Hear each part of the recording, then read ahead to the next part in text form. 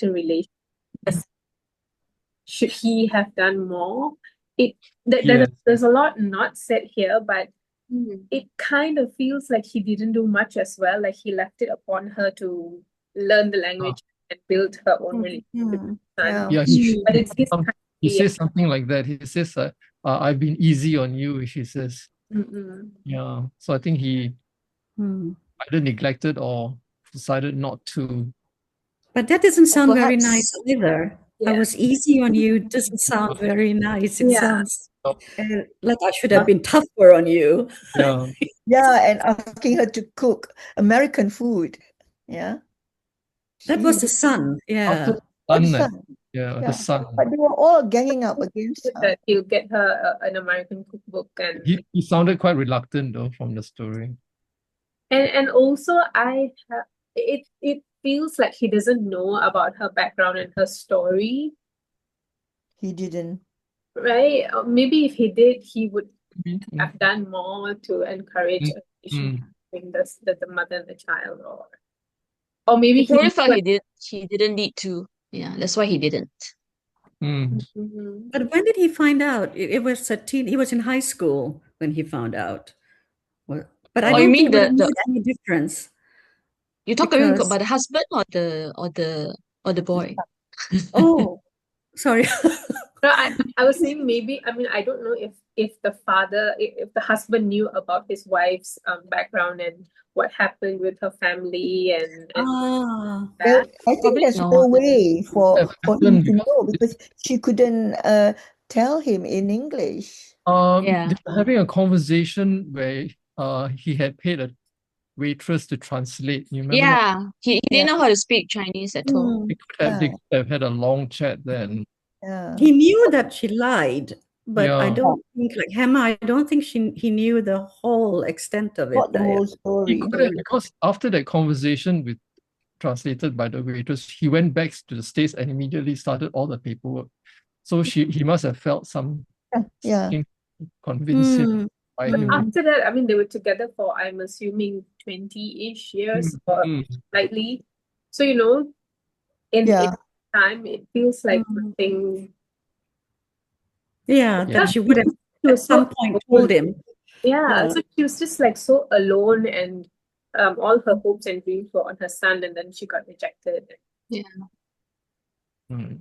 Yeah. So that's why like who is it?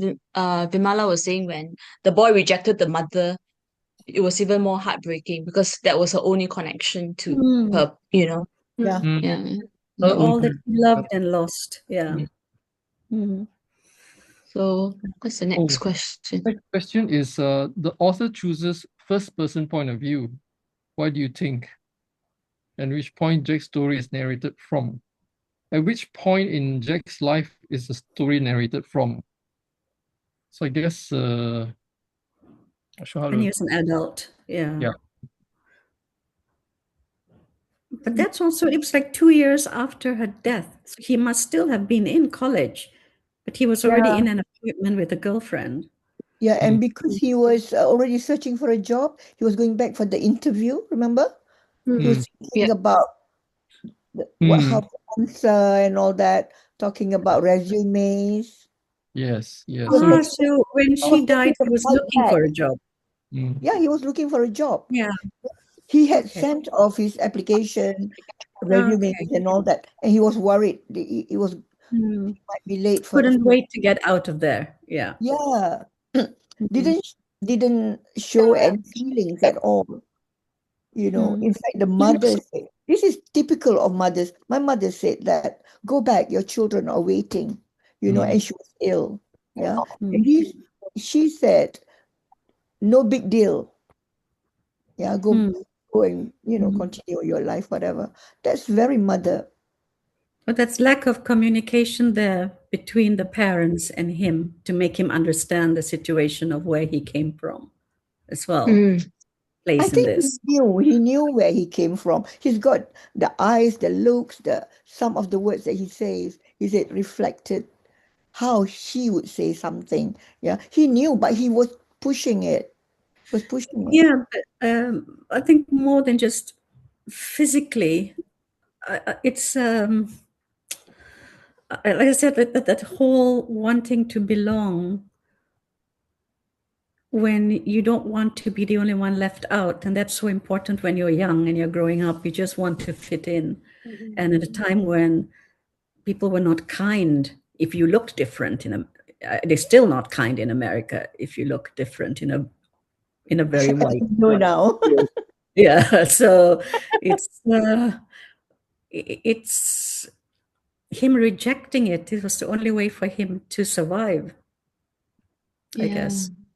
Especially when you're being ostracized because of your toys. It's like for a young child, it's like, look, it's like it was my pride, but it was not. Then he discovered that it was not. It's just some old tattered papers and literally crushed it in Yeah. front of his eyes, and just that was really sad because those little animals meant so much to him.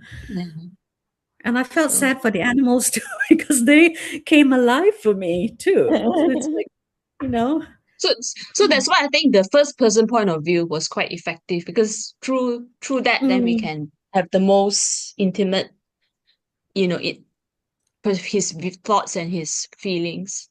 Yeah. True. Yeah. Do you think if it had been written in third person, it would be as effective? Could it have been, or not really? I think it depends on the language, but definitely the first person always gives you the more immediate connection. Because you're in the head and the I, then it's easier to more sense of urgency. Yeah. So and he's because it could have been a third person could have gotten more from his mother, maybe. Sorry? In third person, you could have gotten a little more from his mother's point of view, or his father. But I think it was effective first person because this is his story. Yeah, it's his story. Yeah. Yeah. I think that it's like it goes back in a circle when this tourist read the story for him, the letter. Yeah, we went full circle.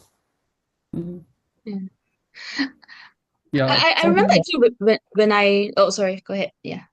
Oh, I think, sorry, just to say when it's written first person, it feels very visceral, like you are in and you are actually feeling everything. Maybe that's why the emotions come through so strongly, because it's written in the first. I'm not sure. Yes. Yeah. I think so. That's why we feel so moved by the piece.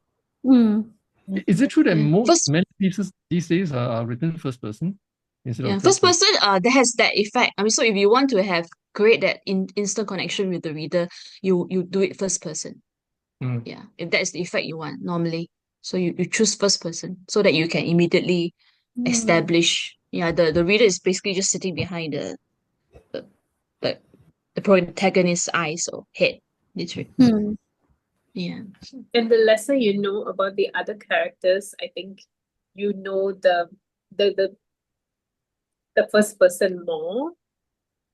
Like if it was third person and we knew more about the mom and the dad, then we might not have the same amount of emotion towards his story yet. Yeah. So the story I can guess itself a bit more when you have that idea that when you're first person, you know yourself, or you know the protagonist, but the other characters slowly reveal themselves. Yeah. So I think it's all depends on, at the end of the day, what is the author's what is the story that they want to tell? It's his story. That's why we are seeing from his perspective. So there's nothing on the mother, but his point of view. Yeah. So Yeah, it's a real show don't tell kind of piece, isn't it? Okay. Magical. Right, I'm going to give you just 5 minutes. I'm going to stop you at 6:45. No, so fast. Okay, Yeah. next question. How do the main characters change over the course of the story, and what causes these changes? I tell you what, Lam, can you jump to the question about magic? Okay. It's more What interesting. do you feel about the blend? What do you feel about the blend of magical and realistic elements in the story? Why do you think the author chooses to tell the story in this way? Does the blend work for you? Yeah. Yeah, Okay, I like it. we've got 5 minutes, so each one 1 minute. I think it works because, when the toys came alive, it worked for the child. Yeah. She made the toys for the child, and it was fun. It was fun. And he could accept it. Yeah. So that thing, children and magic and all that, it works. Yeah. And of course, he didn't know that it was the mother's love, Breathing life.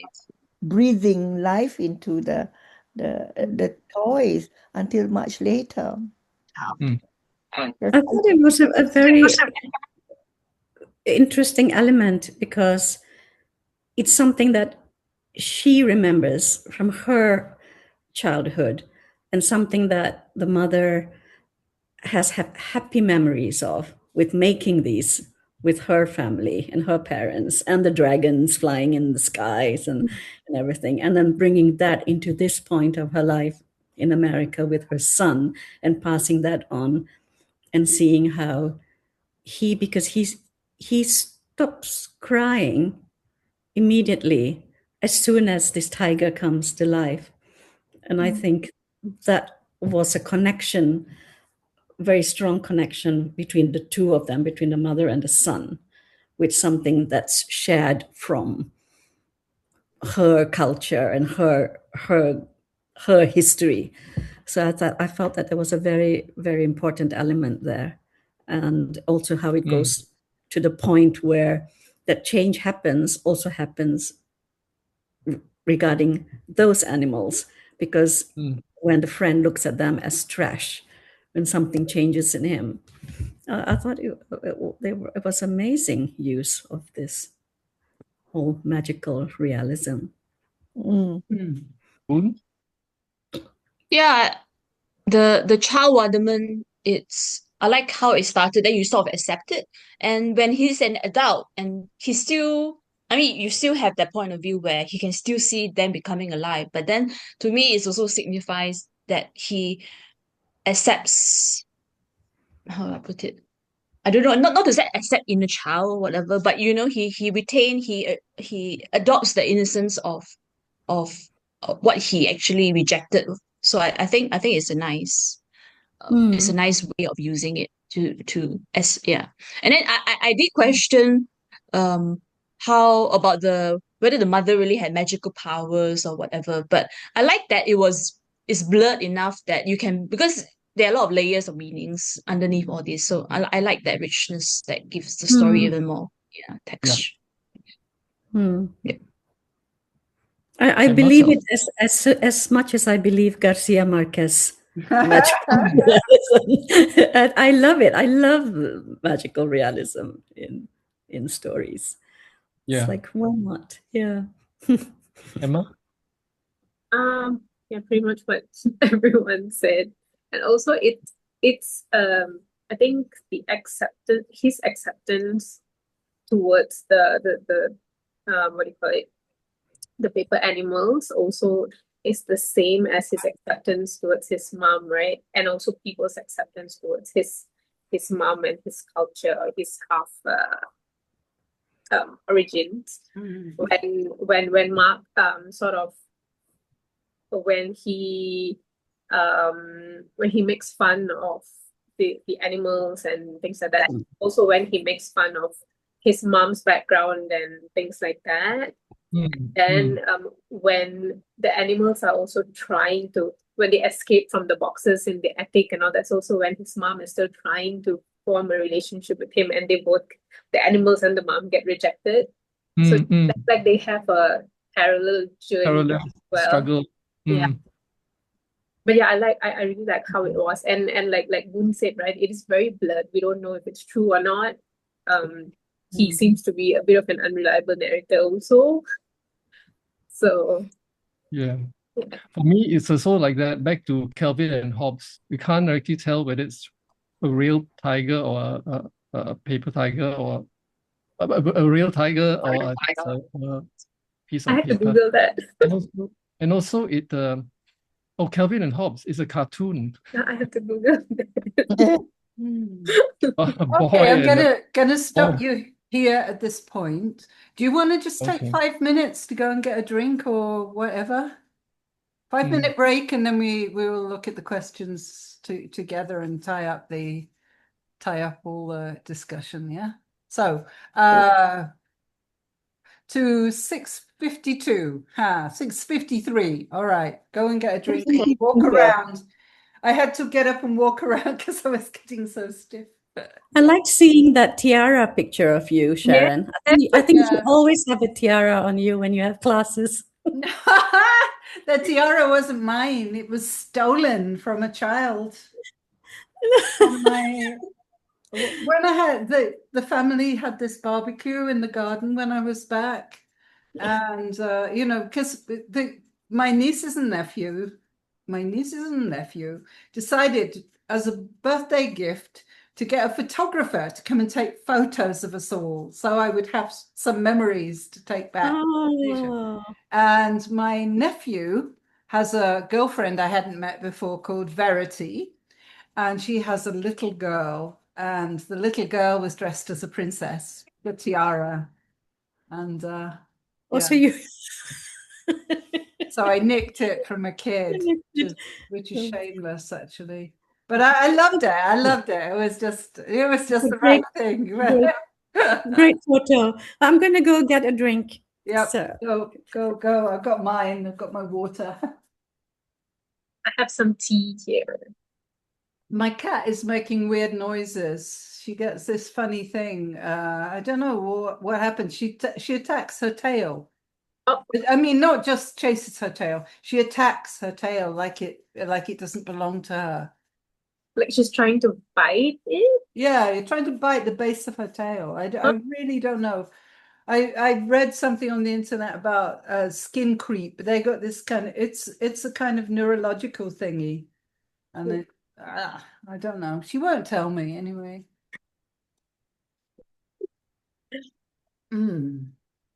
Yeah. This was such a heavy.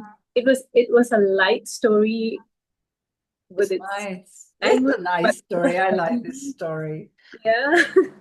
I'm glad you did too. You cried. Who cried? I cried. All right. Wait till you have this come back. We'll do a proper poll and just see how many people cried in the story. I don't like this story because it's too sad for me. Yeah, it's sad. It is sad. I mean, it's nice, but it's too sad for me. Yeah.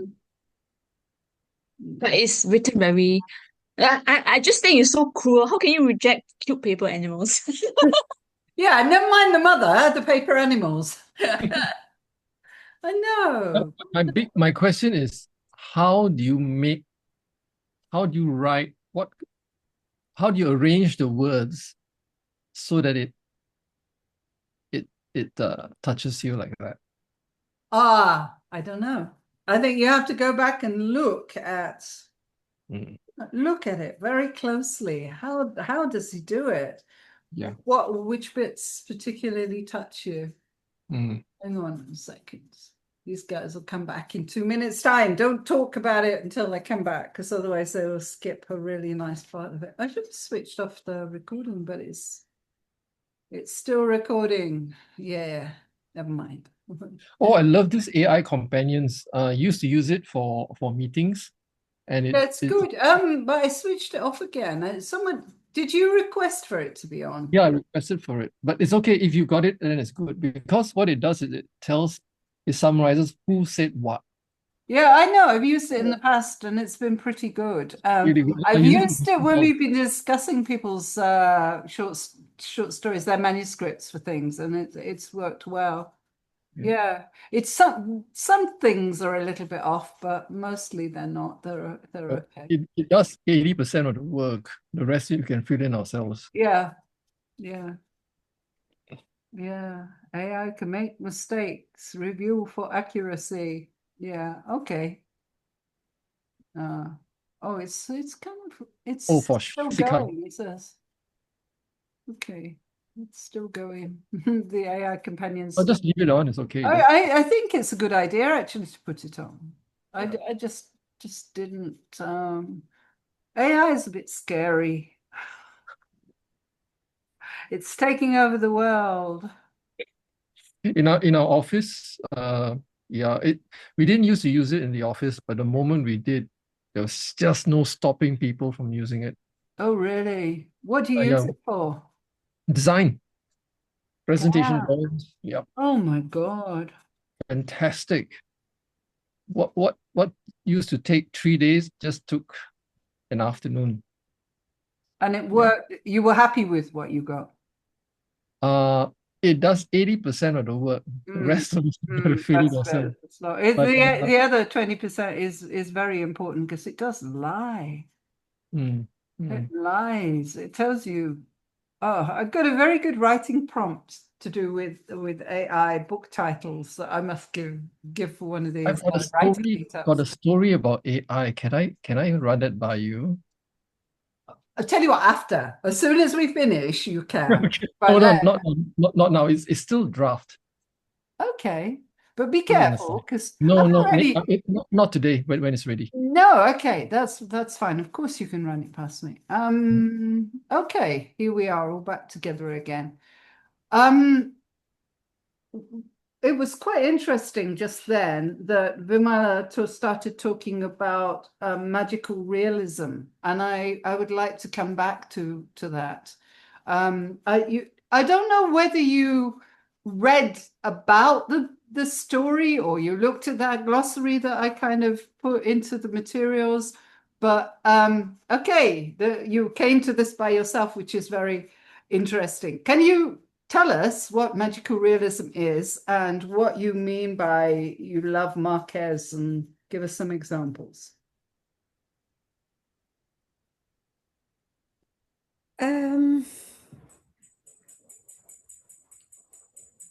There was this scene, I read so many years ago, but there was a scene where frogs start to rain down from the sky. Was that Love in the Time of Cholera? Could be, yeah.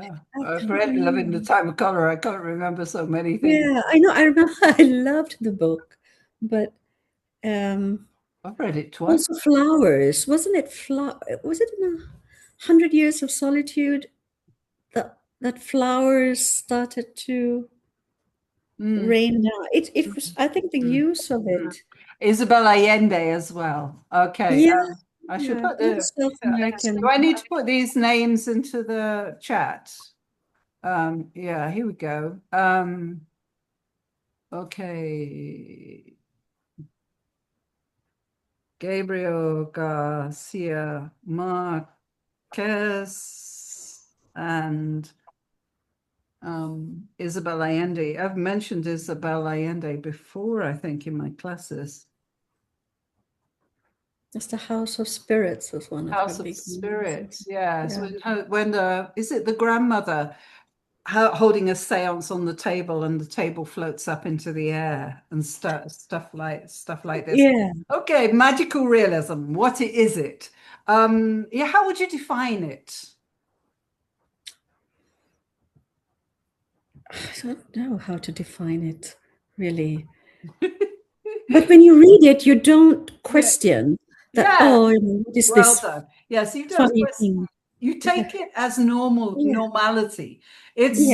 It's something in a story that is magical that you are expected to take and do take just as part of the story without questioning it too much. Another of Gabriel Garcia Marquez's stories, a very old man with enormous wings. This couple go out into their backyard and find an angel. Yes. This story is a great example of magical realism. These paper animals come to life by a kind of magic. And yet everything else in the story is absolutely realistic. This is the real life that we would represent. If everything was fantastical, the story would be fantasy. But since only one aspect of the story is magical, then we can say that this is magical realism. So if there's a label to be stuck on the story, it's magical realism. The story actually won in the same year 3 major awards for science fiction and fantasy writing, which is interesting. You know, I don't like pigeonholing things. I don't like saying this is a fantasy story or this belongs to the, putting it in a separate category. Because I think it's just absolutely beautiful that we can have fiction that has a moment of magic in it. And, you know, I think you now have permission in your own stories to take something and make it fantastical. You can make the rest of it realistic, but have a fantastical element in it. Feel free to do that. I think, Lam, you played about with that a little bit as well, haven't you? In some of your pieces. Yes. You know, the supernatural comes in quite naturally in your pieces. Yeah. But yeah, I thought some of the things you said were extremely interesting. Lam, you talked. Okay, let's talk about the emotions, because I think one of the most interesting things about the story is how it makes you feel as a reader, right? And somebody said, Lam said, it's a real tearjerker. And then he mentioned that he cried. How many people cried in this story? Yeah, I didn't cry this time. I did the story with my University of Nottingham students, and I did it online because I was in the UK and we had it online. But I cried in my class. Was strange. It's not often I cry in a story, but this story did pull my heartstrings. What things pulled my heartstrings? Which things made you feel particularly, what brought the tears for you? Lam, at which point did you find tears in your eyes? Oh, I think the mother's quite a few, but I think the mother's letter at the end was quite moving. Yeah. And there was that one was really moving. Yes, that one. There was one. Let me see. Boone mentioned the animals as well, you know, feeling really sorry for the animals, yeah, feeling really sad for. Yeah, I felt for the animals. And like Emma said, you know, about the boxes, that he kept putting them away and they kept coming back out again. Because they were given so much life, right, in the story. Yeah. Also the part where she wanted to tell him so much about her past and all that, but there wasn't a right time, she said. But then and then it was too late, you know. And then she stopped talking to her, kept avoiding her and all that. So she was afraid to tell. I thought that was so sad. So sad, yeah. If you look at page 34, he builds it up. Yeah, that he was going away and away from him, from her. Yeah, so on page 34, she learned to speak Chinese as English, but then she got corrected, and eventually he stopped. So that's speaking. Then she tried to hug him, and then he stopped. He was turned away. It was awkward. Yeah. Correct. And then she started making the animals, and then she stopped. She was rejected. And the next one after that, the next paragraph after that, Dad and I stood on each side of Mom lying in a hospital bed. So you can see how he builds it up to that point. Very much. So I think you mentioned as well, the tone shifts I'm not sure who said it, but the tone of the story shifts, doesn't it? It's like we're being taken on an emotional journey. We start off with this beautiful magic. Oh my goodness, we're enchanted. And then you notice the second part, it goes in with a very bold statement about dad ordered mum from a catalogue, whatever right. the line is. It's like, huh? It's Yeah. bold and blunt, and it's brought a slap down to earth again. Yes.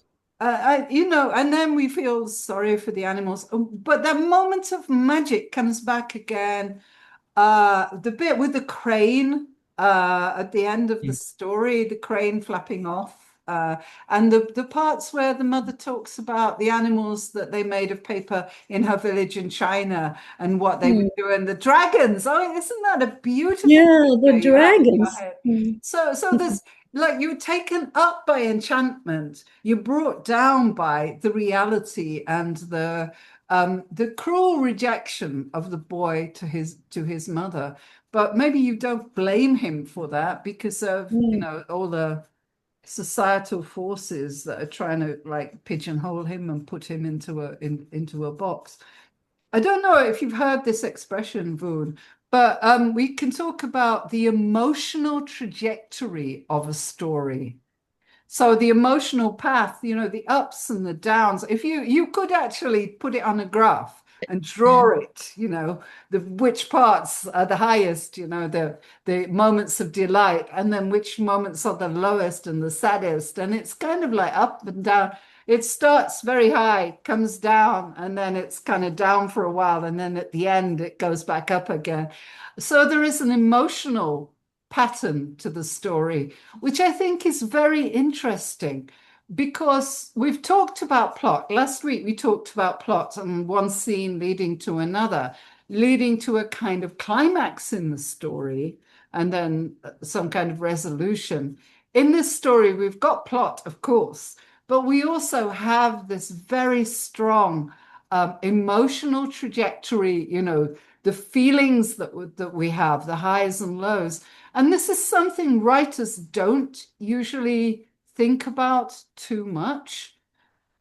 And when they do think about it and they can bring it off like Ken Liu does in this story, it makes the story really special. Yeah, so we talked about yearning. What are the characters yearning for? So what does the boy yearn for? What does he want more than anything? I thought to belong. Longing. To belong and acceptance, yes. And what does the mother long for more than anything? I think she wanted she wants the son. She wanted to give so much of her to her son. Yeah, that's the That's thing that breaks my heart as well, isn't it? Because you really feel it. She wants to give love to her son. It's not that she particularly wants the love from him to her. She probably loved that, but the most important thing is she has all the love and she wants to give it. She is yearning for him, yearning to give him the love that's inside her and the connection also to her past. So Belonging as well. Yeah.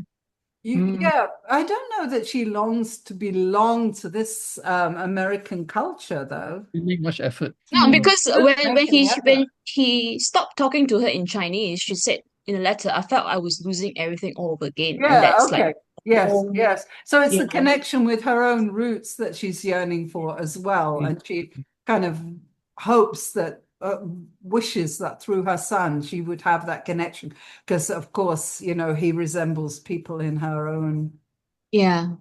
family. Yeah. So it's interesting. You've got different characters and they're yearning for different things.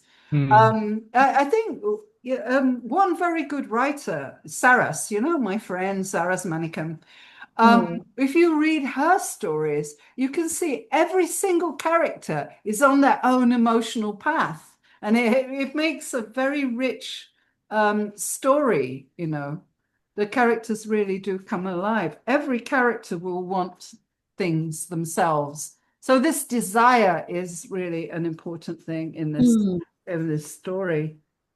Yeah. Yeah, I think you discussed the story really well. A lot of good things came out. Though just you didn't get to the end of the list. What do you think the themes of the story are? Identity, Cultural divide, sense Yeah. of belonging. migration, Displacement. Yeah. Regret. Yeah. Yeah. language, But communication. yeah, I guess so. Just a second. I want to just share something. All right. What does Ken Liu, we talked last week about what is the story about, and we said that about can be on 3 different levels. What's the story about? It's about a boy with a mother who makes paper animals, level 1. Level 2 is what the author intended the story to be about. And level 3 is what the reader interprets the story as being about.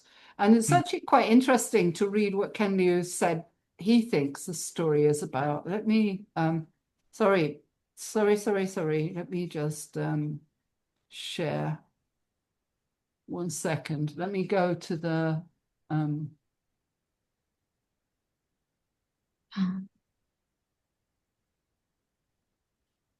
yeah, the interview that's in the materials. Yeah. Move us. Move us. Okay.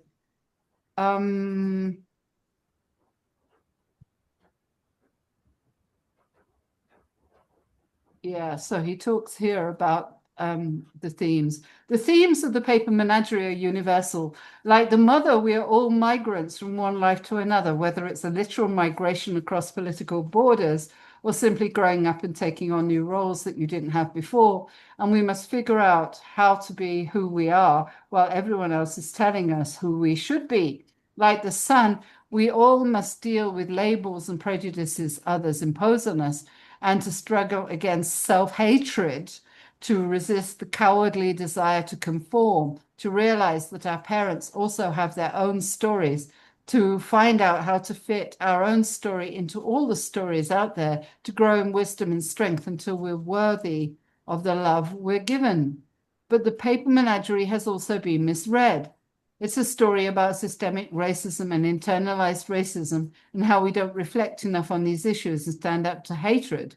However, I've seen summaries of the story describe it as being about an American father and Chinese mother and the son caught in the middle of their cultural conflict. This is utter nonsense. Anyway, you can go back and read that.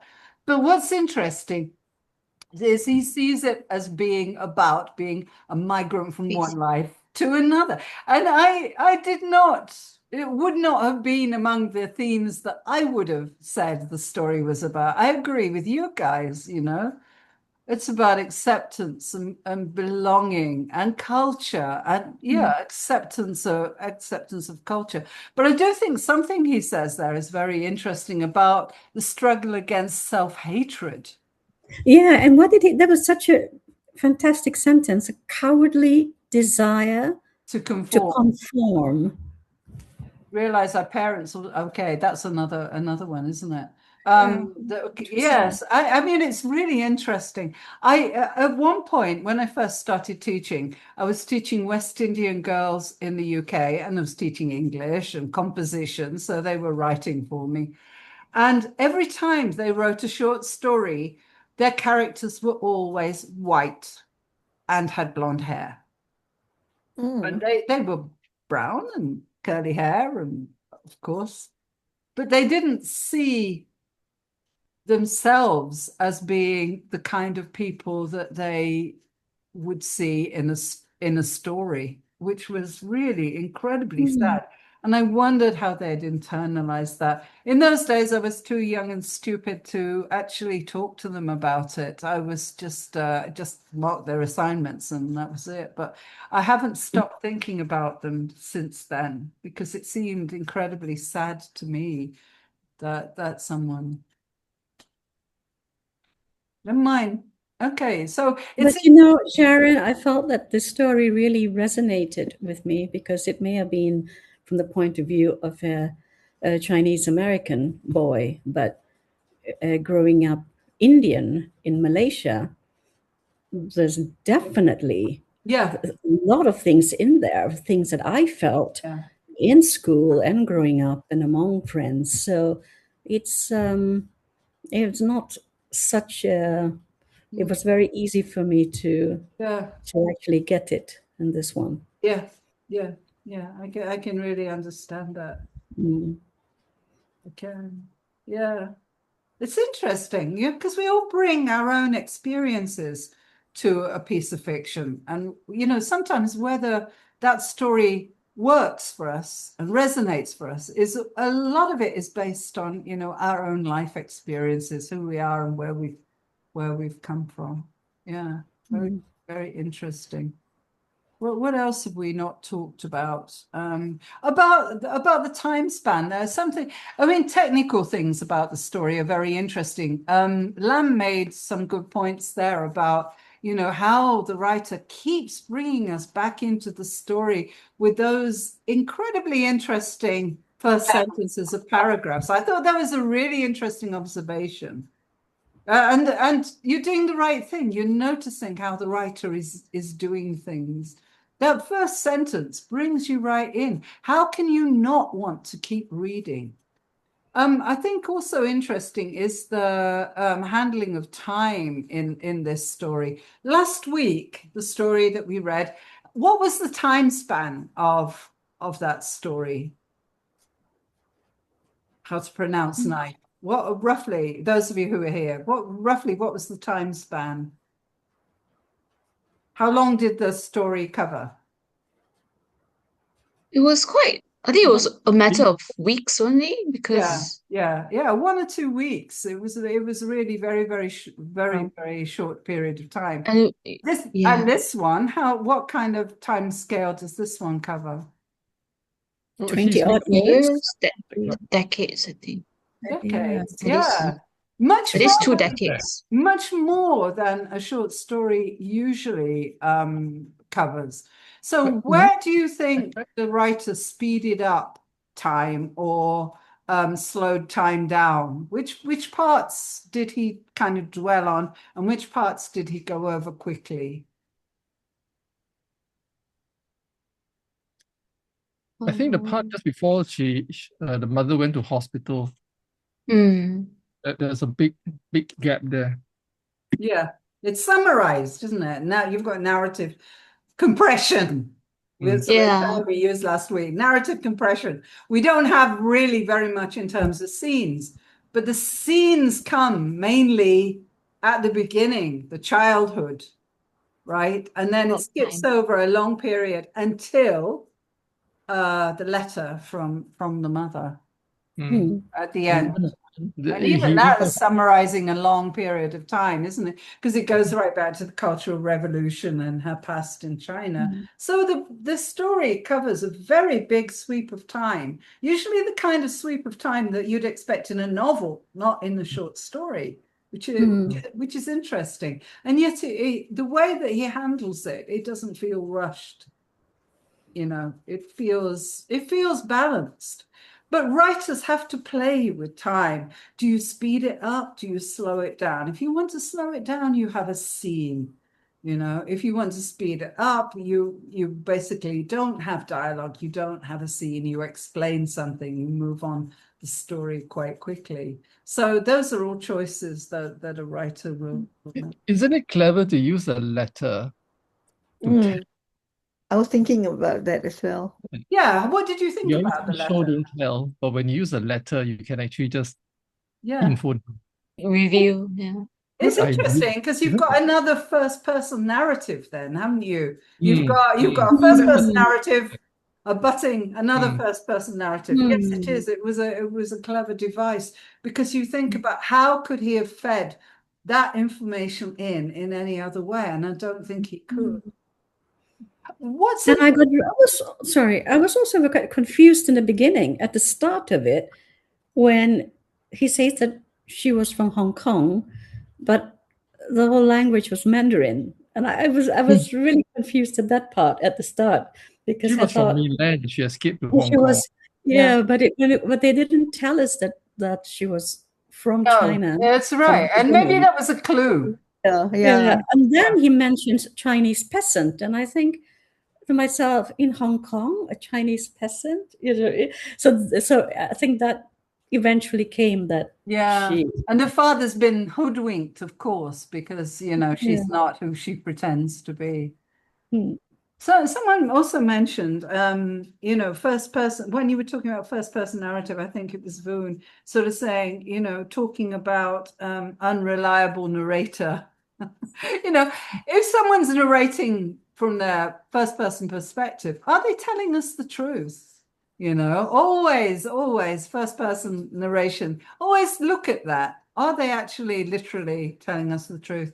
There are some very good stories that have been written, you know, using an unreliable narrator, usually in longer fiction, novels and so on, like Ishiguro's The Remains of the Day, which has a very unreliable narrator, which is very, very interesting.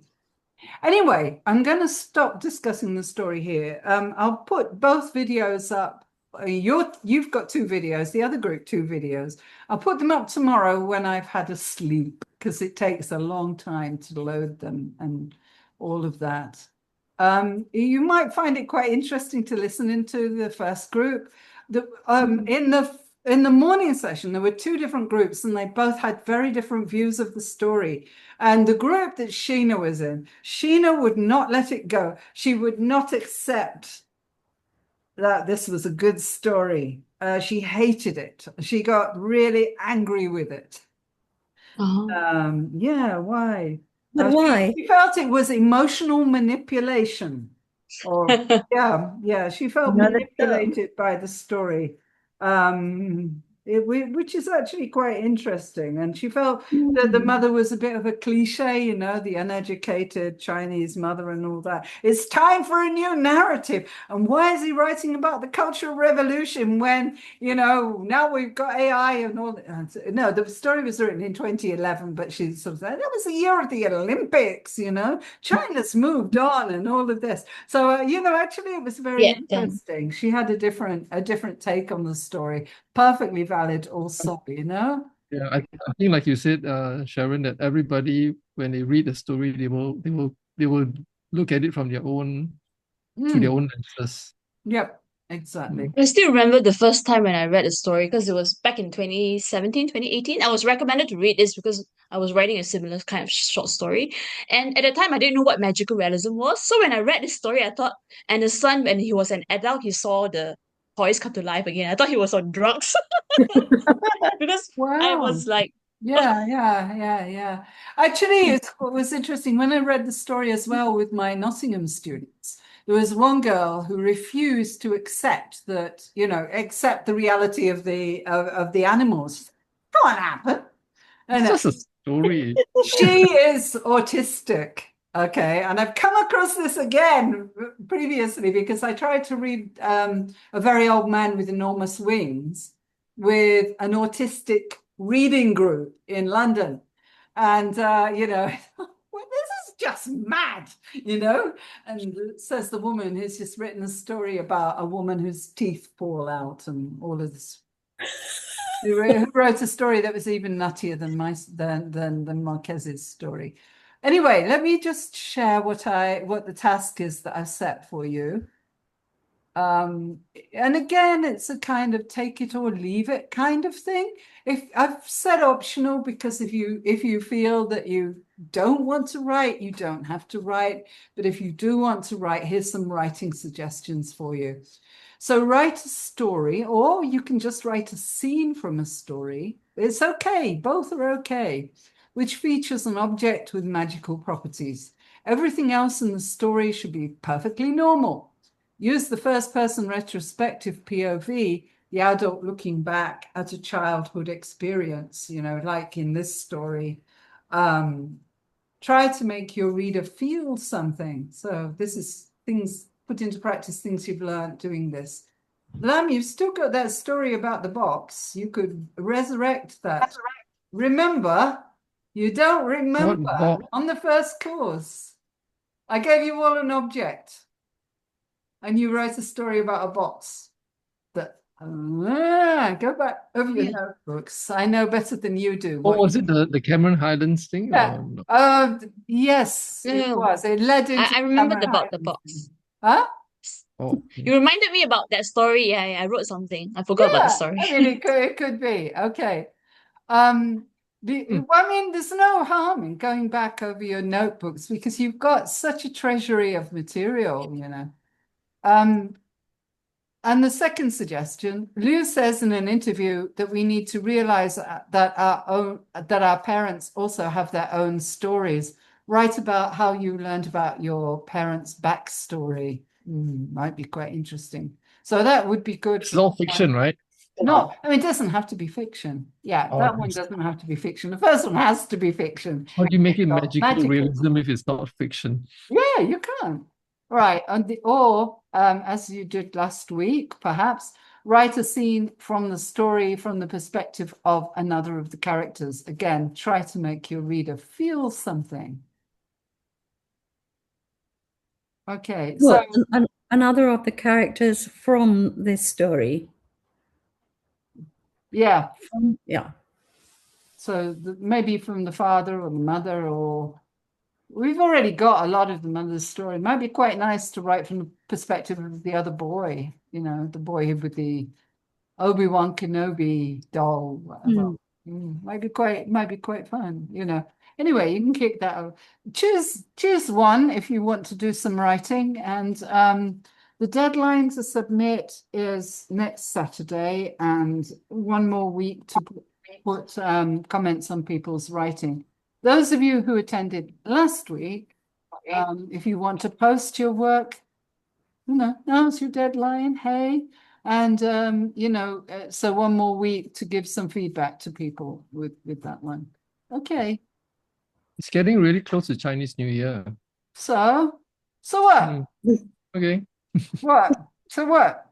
What? You don't want to? When's the next? Okay. Do you want me to change the deadline then? No, it's okay. Oh, when's the next lesson?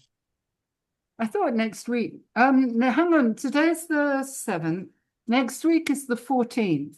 That's 4 days before Chinese New Year. Is that too close to Chinese New Year? What do you guys feel? Well, I'll be traveling. We'll be traveling to hometowns and stuff like that. Yeah, It's the weekend before Chinese New Year. Yeah. What about the weekend after Chinese New Year? That's okay. I think it's better. Maybe I'll do a little poll and just see what people feel. So would that give you a bit longer to write? Okay. I don't want to hurry you on these things, but I also know that if I don't put targets in place, nothing ever happens. You okay? Yeah, I think the week after Chinese New Year is pretty good, but you can put a poll and see what happens. If it happens, it happens. Yeah. Okay. But the pieces that we wrote, I take your point about next weekend. I mean, the problem is always when it comes in the middle of the week, you never quite know how to handle it, do you? Which side of Chinese New Year are people going to be busy? Yeah, correct. We just put it in the group and see what majority goes, and if it happens, it happens. If it doesn't, then it doesn't. Yeah. A week after is good because normally the celebrations within the first 4 days anyways. Week after is good. Okay. And then before that, that would be the 21st. Yeah. That's okay by me as well. All the pieces that we've written, it just gets reviewed online. There's no discussion. No, Okay. just leave comments for Sure, people. sure. We might do something a stage further than that, you know, Mhm. with the pieces that people have written, you know, going Okay. back on them and maybe posting them again after some revision or whatever. Well, Okay. we'll see. Let's see. This is all experimental anyway. I did say that is, you know, is this working? Is this working in the way that people want it to work? I think after 4 sessions, we'll review and just see what people feel about it and if they want some more stories. I'm trying to think about the next story. I've got one story that is a bit Marmite, you know. It's a bit it's emotional, but it's a different kind of emotional, and I just wonder how people react to it. I know 100. I could use safe stories, or I could use a story that's a bit dangerous. Now, which Like might the highway story. Highway story. highway. That's What also another. Yeah, it's okay. Yeah. what highway is that, Boone? No, no, no. I think it's the American story about a family traveling back from Oh, Holland. you Road. remember Yeah. that from last time from the reading the short story course. Yes. Who No, was I don't know whether it was covered on here, but I read it in another book. Hang on a second. I know what you're talking about. You didn't read it in a workshop with me. So it's the one about the criminal on the road, right? Is that the one? Yeah, yeah, yeah, yeah, yeah. The guy who But I shoots everyone. yeah, I've read Okay. another one. And there's another one that I love. Well, no, because I said I'd use Asian themed short stories for the first 4 weeks anyway. So I'm trying to stick to that, and I'm trying to think of which are the most relevant stories. But yeah. Anyway, I shall love you and leave you at this point. We haven't You confirmed can the always do a deadline. Ted Chiang. Huh? Do a Ted Chiang. Yeah, you said that. Yeah, I would like to. And I've also just bought this book by Ika Kurniawan, because somebody mentioned Ika Kurniawan the other day, and that was good. How I about don't know, Ted Chiang might be Murakami? a bit too quick after Ken Liu, Yeah. but we'll Mm. see how No, things go. Definitely. Murakami, no? I don't No. like I know you Murakami don't short like him. story. It's not I don't like him. I don't like He's a short guy stories. kind of author. I don't think No, Yeah. there's a I've lot heard I a lot of do like. readings. I will Really? tell you, Hard-Boiled Wonderland and the End of the World is one of my Mm, favorite ever novels. I mm, love it from the bottom of my heart. But other mm, stories he's written have kind of left me a bit cold. But I mean, mm, I'm trying to find stories that have value.